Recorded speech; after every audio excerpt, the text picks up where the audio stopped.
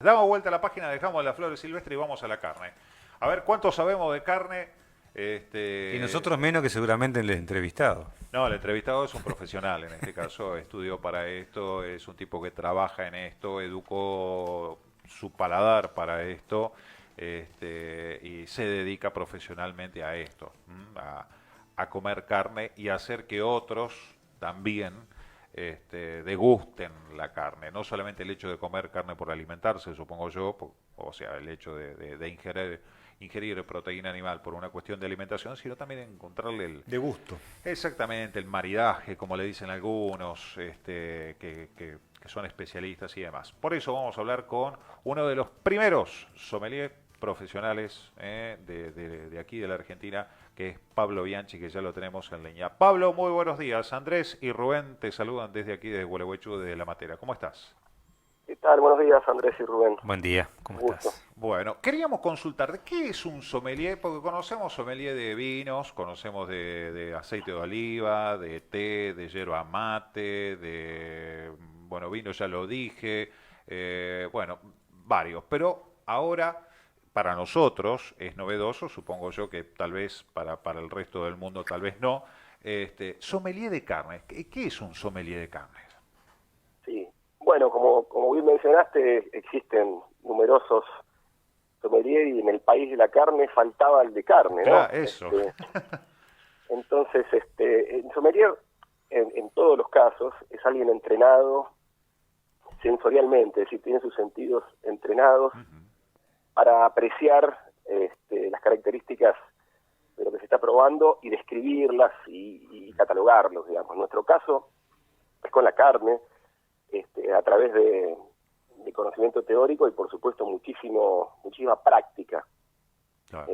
En total son en la capacitación son como 200 horas probando carnes, entonces tus sentidos están siendo entrenados para que identifiques ciertas características principales de determinados tipos de carne, ¿verdad? Claro.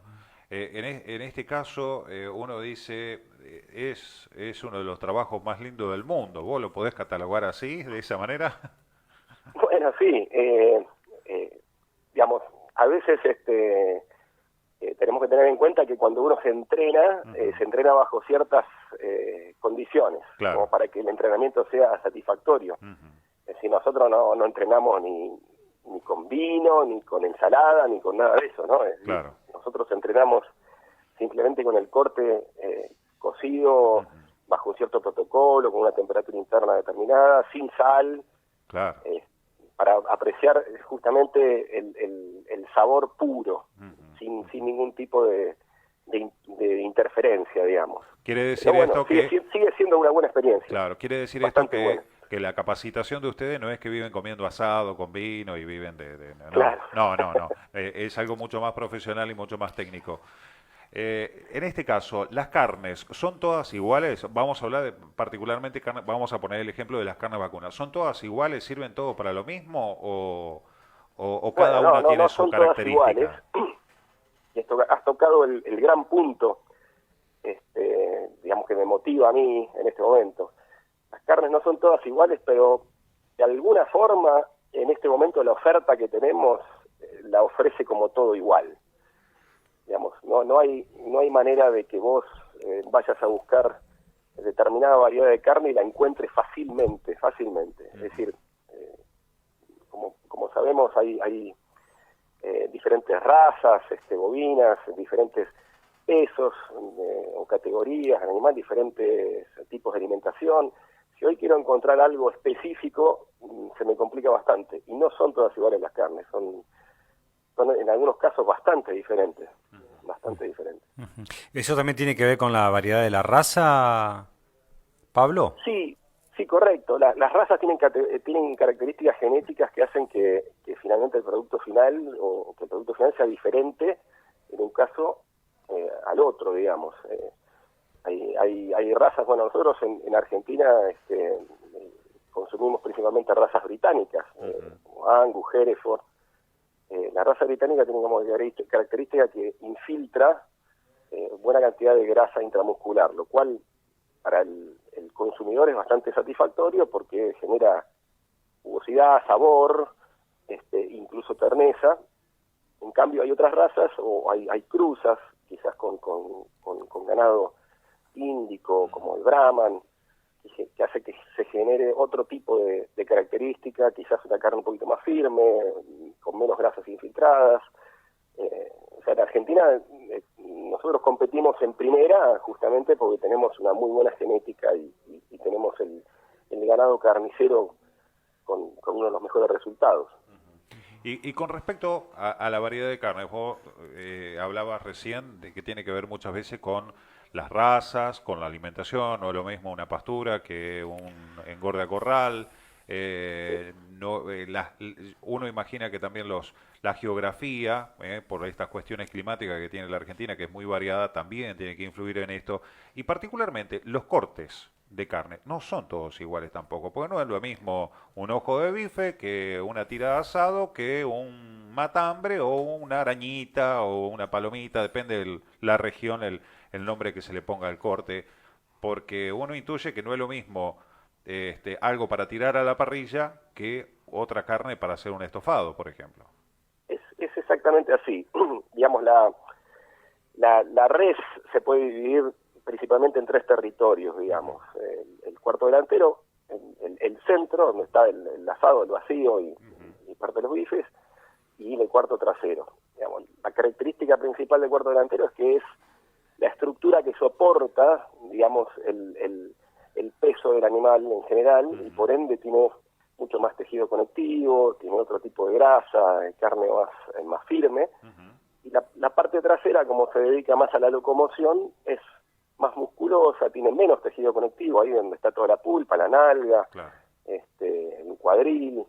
Entonces hay características bastante diferentes entre un territorio y otro de la res, y eso determina que tenga, digamos, mejores condiciones para un tipo de cocción que otro, ¿no?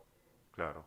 Es por eso que difiere que un roast beef no lo vas a tirar a la parrilla ni tampoco a la plancha, ¿no? Por ejemplo, ¿no? Una cosa por el estilo.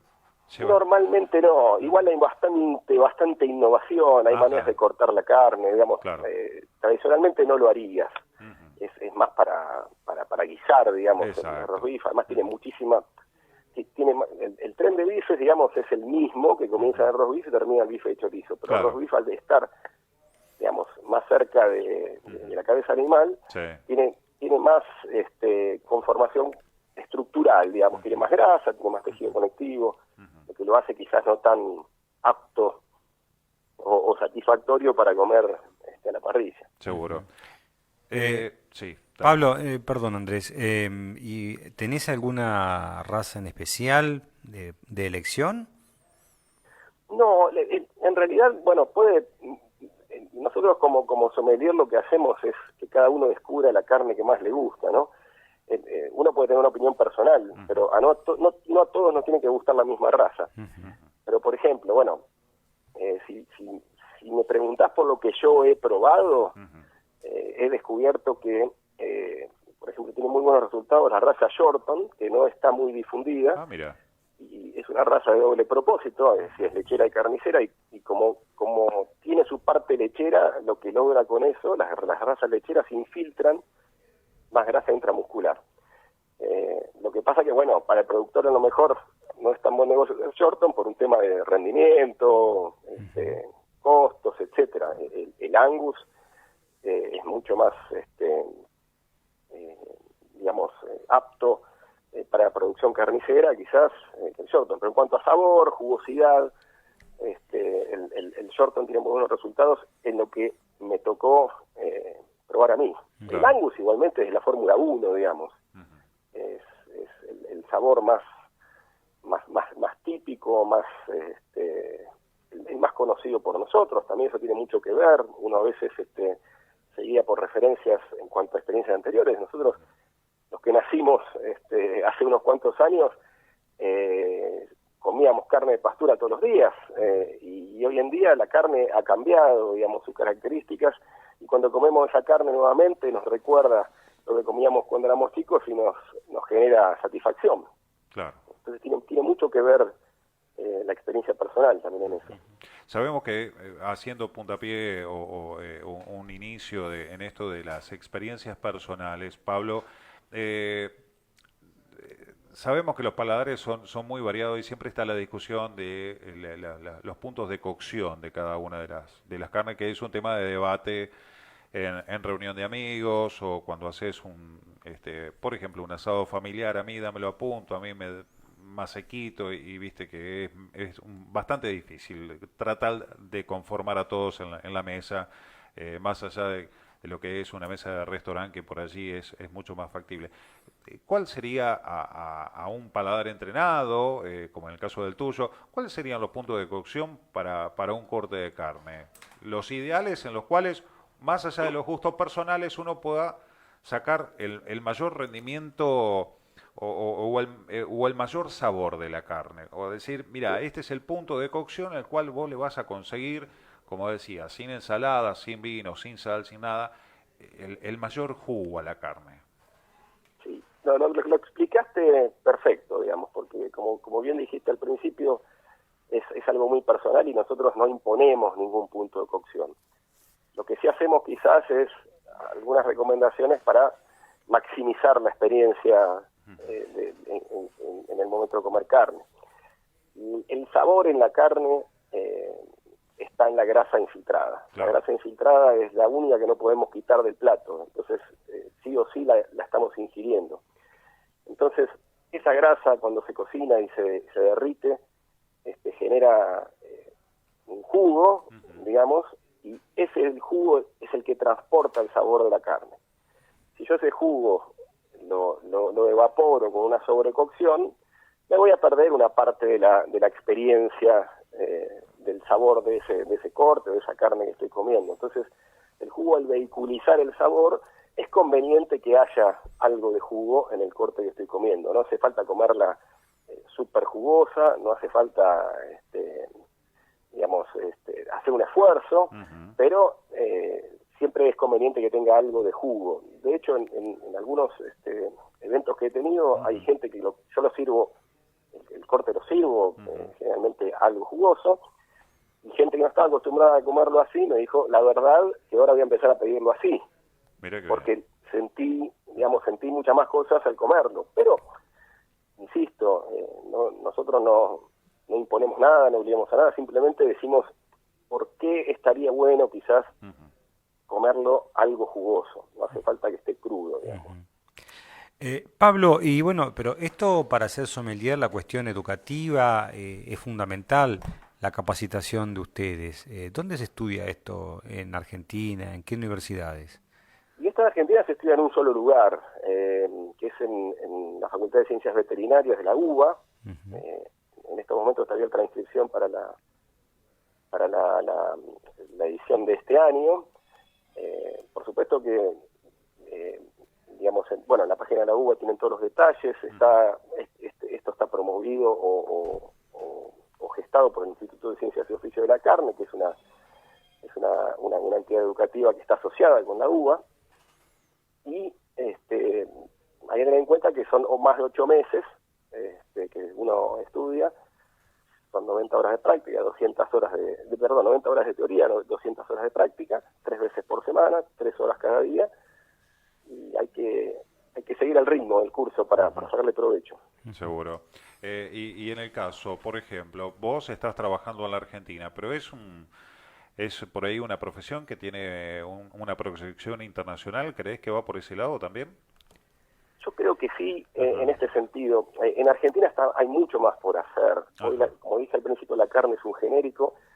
Creemos nosotros, o por lo menos en mi caso particular, que con la educación del consumidor vamos a lograr que pase algo similar a lo que pasó con el vino en el pasado, que hace 30 años atrás había vino de mesa y vino fino, y hoy tenés una oferta de varietales inmensa, y a mí me encantaría que en algún momento del futuro esa oferta de varietales se dé en la carne también. Si yo quiero comer un ojo de bife Brangus alimentado a grano, lo encuentre, sin un esfuerzo sobrehumano por conseguirlo, y en este este momento en Argentina hay un montón de trabajo por hacer para identificar esas variedades, dónde están, quién las produce, Claro. y además generar el interés del productor mediante la demanda del consumidor para que paguen más por el esfuerzo que hacen. Claro. Yo he visitado productores que, digamos, se quejan de que tienen un producto de calidad y le pagan tanto por kilo, Claro. como si, digamos, como si fuera cualquier otro. Y realmente algunos ya se están dando cuenta, están sacando marcas propias, etcétera, pero brilla por su ausencia a veces el tema de la trazabilidad. Simplemente se saca una carne premium, se asegura que es carne de calidad, pero no se da ninguna característica en cuanto a qué comió el animal, de qué raza es.